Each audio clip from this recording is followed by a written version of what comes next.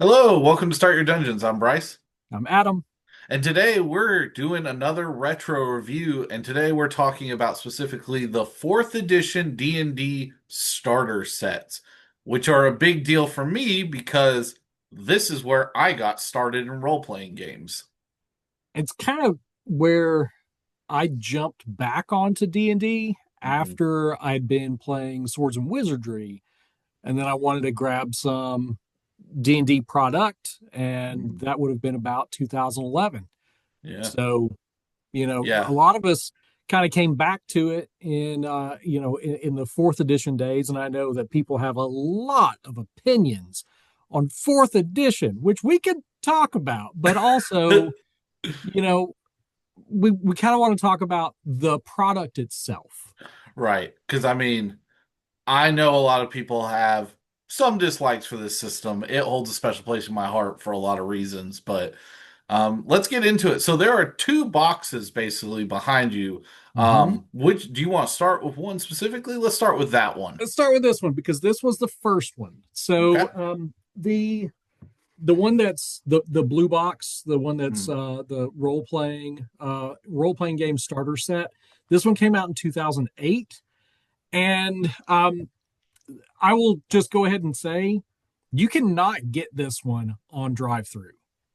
You can get the was it the quick start rules, even though it Yeah. has this cover. You can get the quick start rules, but you can't get the little adventure. But it's okay. You Yeah, that's fair. I don't actually, like I said, I haven't played that one. I did, funnily enough, I played the red box one probably in 2011. And then in 2012, when we met, that was when I started really getting into it and playing it. So that's the one I remember more.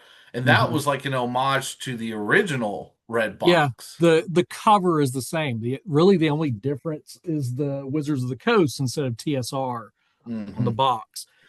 So just in case you see them, if you see them online, that's what you got to look for. If you want the fourth edition, it's going to say Wizards of the Coast. If you want the basic set, the old set from don't remember which year, but the that one that particular set, that's the Beckme, starts with Yeah. the B, the basic. That one will say TSR. Awesome. Um, What anyway, comes in each box? okay, so the blue set, it comes with you've got some dungeon tiles. They actually Which have, you need. which you need. The adventure that it has, it runs specifically with these dungeon tiles. Now these are just kind of like your generic tiles, Mhm. but you need those tiles. It's got a bunch of the smaller tiles. It comes with monster and character tokens, which this was a thing that fourth edition did that a lot of people have opinions on. They're not pawns, they are small tokens. And these tokens, if you have the bigger set, they, especially for the characters, they can be flipped to the Right. bloodied side. But the ones with whoop, I got a hole in my back. The ones in this set, the monster ones, it would have one monster on one side and then a different monster on the other, Hmm. so that it, was more economic kind of thing. I still have that set. The original, I think there were two sets that were done of tokens for those. Yeah, I'll be honest with you, I love them. Like, I yeah, I do genuinely too. think the pawns are nice, but there's something about if you have, even like when we played with them, having a miniature on the table or a pawn, and then the monsters being flat. So, yeah, it was a little bit harder to see if you Yeah, were farther away from a table, but you knew who was who. The yeah, heroes are here. My enemies are over there. And I just like the token. The art was so the, good on them. yeah. The tokens are really good. I mean, especially if you're playing on their dungeon tiles, they slide really well. What I always Right. did was I just took the shelf liner, like the rubbery kind of Hmm. shelf liner, put that down on the table. You throw out those the dungeon tiles, and then all you're doing is just sliding your token around. And Right. and I like that. The other thing I like about the tokens is that they they're tiny. They Right. you get a bag of these, they fit in your pocket. They're, Yeah. super No, portable. super great. Okay. So the other thing that comes in this set, the multicolored dice, they're Mm. you got like each one of the seven dice are a different color. I have those upstairs. I've left them up there. But you get your quick start rules. With these quick start rules, you have some characters, like some of these iconic fourth edition characters. Your Man, Eladrin wizard. the You've art got in your 4E. I yeah. don't know what Oh, it is about the art in 4. Now, I'm not a 5e fan when it comes to the art. I didn't always love the watercolor style after a while, I but did, there's but yeah, I I I think it also started. I think for me, like D&D has always put a lot of emphasis on its Mm. artwork, and I feel like a lot of times with 4E, there's some amazing artwork in 4E. Oh yeah. There's some of the stuff in some of the splat books, some of the non-core stuff that I didn't really Mhm. care for, but the majority of 4E's artwork, Yeah. I absolutely love. They had some really good artists. And to move from third edition, which had nothing on the covers, really, to those beautiful covers that are on Yeah, 4E, in my opinion, really, I think helped sell those books a lot yeah. too. Um, and then so you had the quick start rules, and you also have the Dungeon Master's book, which has Mm. the rules. It has a very small adventure. It has a little bit about the village of Harkin, which was Mhm. in fourth edition you had a very specific setting. It was the Nintir Vale, which Mhm. it was called the Points of Light setting. It's kind of like it was a sandbox. You have your sandbox, you can do whatever you want in it, but most adventures would start in Harkin Village, Yeah. uh, and you've got a little adventure with your dungeon tiles, or you can set up your dungeon tiles the way that you need them. But it also had a little bit about creating adventures. It had some things about, I mean, really, it's a small version of the Dungeon Master's Guide. You've got some monsters in there. So this, in a way, is reminiscent of some of the more modern, uh, Hmm. quick start or starter boxes, because it gives you monsters. It gives you the rules. It gives you, some tips on how to construct an adventure for this. Um, so there are things I like about it because Right. it's collapsed down. It's a lot of these, it's a lot of the core elements that made 4E fun for those of us Mhm. who did like it. So that's that one. Then we move to 2011 with the red box, and it was a very different starter box. I played that adventure with a friend the first time I ever played D&D, and I remember being I mean, it was our first times together playing it, but I remember being a little underwhelmed with that box, honestly. Yeah. So so first, let me just say the dice, some standard black dice that I'm throwing all over the place. I think one of the things that makes it underwhelming is that instead of tiles, you had a pre-made map. And Right. the maps could be good, but also the the actual adventure was very limiting. I remember it ends with like a dragon and like it felt very much like you know what it actually reminds me of? What? The newest 5e starter. Yeah, it's kind of a Very quick. hodgepodge. Yeah, kind of quick, get you through, learn a lot of stuff, kind of done and done Yeah, it just kind of situation. throws things in there. Hmm. Um, but it's got some character sheets. God, the character sheets for 4e though. Woo! Yeah. Um, it's got your Dungeon Master's book. Now the player's book, this was the thing that was very different from this one. So this one has more of a choose your own adventure style kind of thing in there Remember so that. that you could discover what kind of character that you want to play. instead of saying, "Hey, pick a wizard," it's like, okay, well, you get to, there's some goblins attacking, Hmm. and how would you react to this situation? It's so that's actually a throwback to the original Red Box set like that. Hmm. So that one, the one that TSR made, its player book had a kind of choose your own adventure style thing. So that's what they were trying to recapture with this, and underwhelmed. You know, Yeah. I I don't know. It's again, it's not really my favorite way to introduce someone to character creation in fourth Yeah. edition. It's not a good thing like when you look at Call of Cthulhu, where it does Alone Against the Flames to help you really get into a character. It just Yeah, kind of helps you through it a little bit. But I remember playing that one specifically. And again, it was an interesting delve into my first ever time playing a role-playing game. yeah, But I do think that it kind of misses the mark when you look at the two of them. yeah. Um, This set spe- has more monster tokens than the Always a win. Covenant, which is Yeah. nice. But here's the thing that I need to tell folks.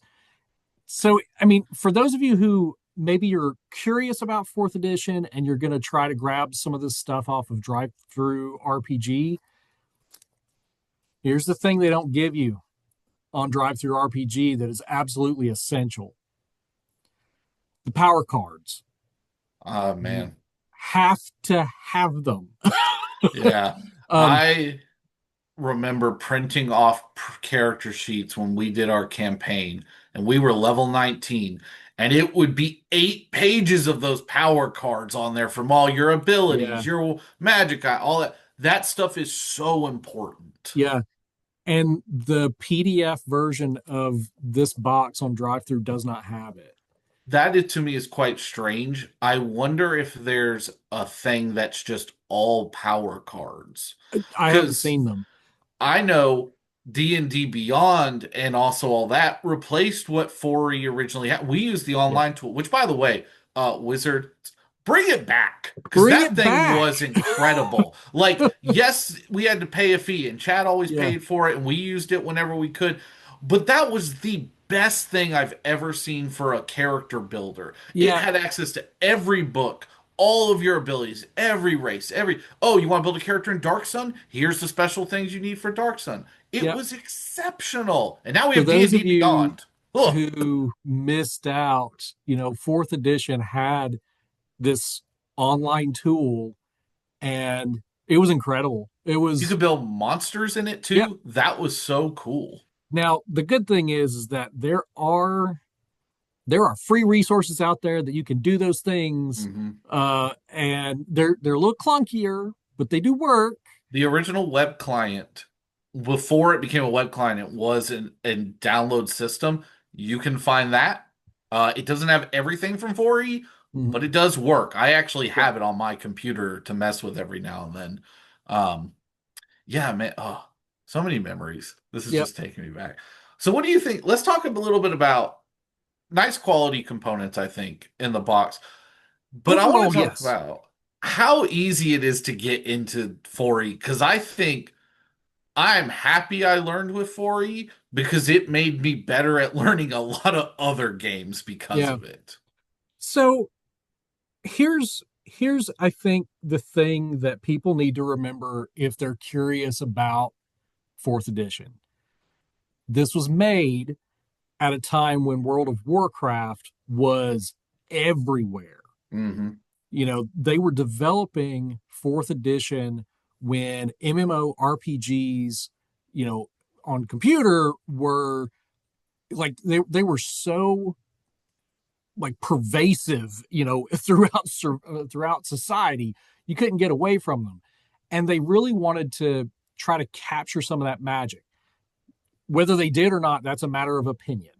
Hmm. But what they were trying to do was capture World of Warcraft. That's not what they did, in No. my opinion. What they Mm-mm. did was they created the greatest small number uh, skirmish game that had a Yep. role playing element on top of it. Right. And, if you're looking for just a straight role playing game, that's not what this is. Mm-mm. It requires a skirmish, like a miniature skirmish game component. Like you can't do the powers without thinking in terms of squares and Right. without thinking in terms of area of effect and bursts and blasts. And, it's a They've very removed a different game. lot of that in 5e. And I'll be honest with you, I love the tacticalness of 4e. I think Me that too. is something that was really cool. And also too, like, I don't want to always compare everything to 5e, but like the spell slot system doesn't make sense to me in 5e Mhm. as much. I'm not good at controlling. I got how to do spells in 4e because it was this is an encounter spell, this is a daily spell. Yep. Like it was so much easier to You got at understand. wills, you got Yeah. dailies, you got encounters, and it was Yeah. super easy to do those things. And I also love, and I'll say this, and I think 4e did this best. At will powers let you play characters with different attributes than they normally would because at will powers would be like, oh, normally you're a strength based character, but this at will ability uses your wisdom. So you Yeah. could use your wisdom. It let you build a character how you wanted to within its confines, Mhm. but it still to me did a better job than 4E does, where it's like, or 5E, where it's like, hey, you're a strength based character, you need to put a lot of points in strength. There's no Mhm. thing that really changes you to use a different stat as much. Yeah. Whereas they did a really good job of that with 4E. Yeah. Um, talking about both boxes, how long you think to play? Is it a one night thing? I feel like it took us like 2 hours to do the red box, and that was with us Yeah. learning the game. Yeah. I would say you need a few hours for both. Hmm. I mean, to be honest, I would carve out like maybe a 4 hour kind of window of time for everybody to do everything they need to do. The longest thing is going to be combat, guys. Like that Yeah, is literally, I think, the longest combat thing. takes forever in Yeah. fourth edition because everybody is trying to do their thing and they've got to try to maneuver around obstacles. And if you're looking for quick combat, you're not going to find it in fourth edition. A lot of It's hit points, There's a lots lot of of hit points. damage. And that is a criticism of fourth edition that I think is perfectly valid. Mm. That the hit point values, like they start out, pretty normal-ish, like a Hmm. little high, but a little normal. You're probably looking at maybe around 20 hit points whenever your character first starts. And then you have to pull out your old, TI 83 to calculate, Thank God you all of didn't your say hit points. abacus. You're over here, on your abacus, trying to get everything calculated. Right. It was hard. I mean, I do remember running a campaign with some guys that I had to use Excel because I had, not. I mean, that was probably on me because I Yeah. built an encounter that was a little too much, and I also had too many players, Mhm. and I should have added more minions. Here's another good Ooh, thing that loved 4E did minions. is that you could get, let's say we got, our little rat dude right here. This guy, if he's a minion, he only has one hit point. Hmm. And you know, whenever the player characters are attacking, if they're going up against minions, they're just mowing them down. Right. So that's one part of combat that can be quick, I loved but minions. I I did thought too. minions I, were such something they should bring back. I think the yeah, idea of like swarms and mini where it was like, well, how at higher levels do you convey that a rat is scary? Because at some point yeah, you make a swarm of them, but you don't need 30 of them. You just right. put one token down that says this is a like challenge. I forget what was the ratings for monsters back then. Was it still challenge rating? Or was Uh, it different? oh goodness, I can't remember, now I've but I remember forgotten. they could make higher level minions because all you needed was the stats to be different. Yeah, They still had it's one just hit point. it's just levels. Okay. So you'd So, have like, and they had levels, but they also had a role. So right. you had like skirmishers, soldiers, brutes, uh, you had the like solo artillery leader, all those different roles. I miss that. I do too. It was a fun thing. It kind of gave the dungeon master a better set of tools to prepare. Also, let your characters know how they would play most likely. Yeah, but I will say on the other side of that, it does make it a little harder for a new dungeon master who's never done it before to try to understand all those rules. Hmm. So there's, playing devil's advocate. I see the other side of it. I mean, I agree. I mean, my first game of role playing games besides that red box was playing Swords and Wizardry with you, and the next week I started playing 4E, and I'd never played it or run it, and I ran it for 8 people at the college. And it worked out, but like Yeah, it was a lot to learn because there's a lot of things going on because 4E had a lot for it, yeah. but it's still like a great game. So, based on what you said, we talk about them being these are not complete games, either of these boxes, really. Not on drive through. No. That is disappointing, Yeah, honestly. But but just in general, they're not the complete experience of fourth edition. right. Um, so don't expect a complete game. Like these are, like for the, I think for the red box, you get enough information for levels 1 through 3, Hmm. and you could probably run like maybe one or two levels Yeah. realistically. The blue box, it gives you just enough for like I think it's maybe like one or two levels. Yeah. But you're really this is a taste. This Hmm. is I think it's fairly representative of what the game is at the first and second level. Hmm. Um, but for me, that's the sweet spot. Like low level Yeah. playing is the sweet spot for fourth edition. You definitely can play like a lot of people don't know this if you never played it. Fourth edition goes up to level 30, and Got to it 19 or 21 in our campaign. yeah.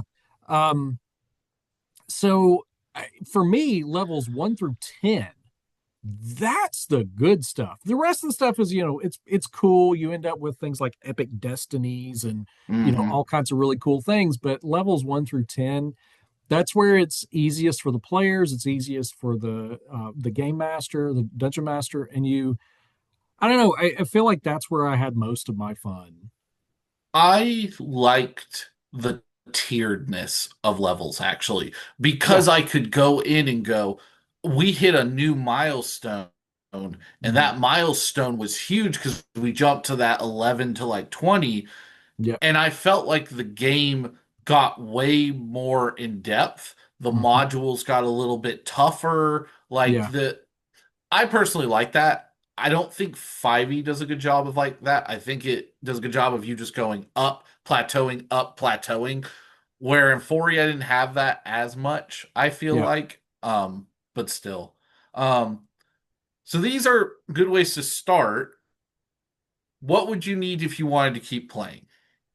So let me let me kind of like start this response by saying the red box, you can get this one on drive through for $10, or you can just look around on the internet. Every now and then you will find on eBay somebody's got one of these boxes.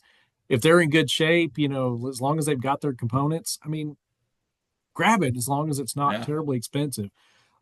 This one you cannot find. You have to get this one in a physical form. Hmm. Um, so there's that.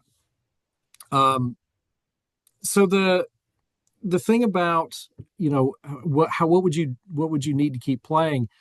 You would need the player's handbook. You would need to go to the big three. You need your monster manual, player's handbook, and dungeon master's guide. And the good thing about those is it's pretty easy to find those. Hmm. It's easy to find hard copies. It's easy to, I mean, you can get them on Drive Through RPG. I think they're listed for $10 each, but you can usually catch them if they're doing a sale. You can catch them for 5. And there, I will say this too. One of the best things they ever did in that system was go, when they release player handbooks and additional things, we go, these are for arcane classes. If you don't play an arcane class, don't buy this book. Yeah. And I liked that. Yeah.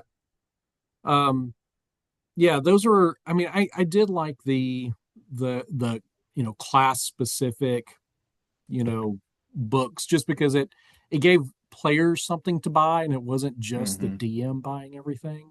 Yeah, fair.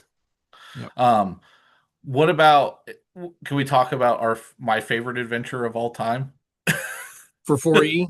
Yeah. Yeah. Actually, for any system at all, because I've run it in 5e2 a little bit, Uh-huh. which is Keep on the Shadowfell, which is if nobody has played this adventure, when I first started DMing, I ran this from scratch, found it online for free, and I have got to say that I still to this day think it's the best adventure I've ever played That's made by great. D&D. So this is free on drive through Hmm. and you can find these online. There's still hard copies. I'm going to say something that may be, I don't know, for some 4E fans out there, if there's more than just us. Um, this is a better way to get started than either one of those boxes. If I you would have have to agree. if you have this, and the reason why I say this is because it's got a quick start guide in there. Hmm. It's got characters. It starts you out with player characters. It's got your full adventure book, and it goes encounter by encounter. It tells you everything that you need. Such a good book. It's got a lot about the setting. It comes with your like maps. It's a lot of maps. The only thing that it doesn't have are dice, and of course, it doesn't have spell cards, but the quick start has your spells on there. Man, So it's a it's so good. I think this is a good one.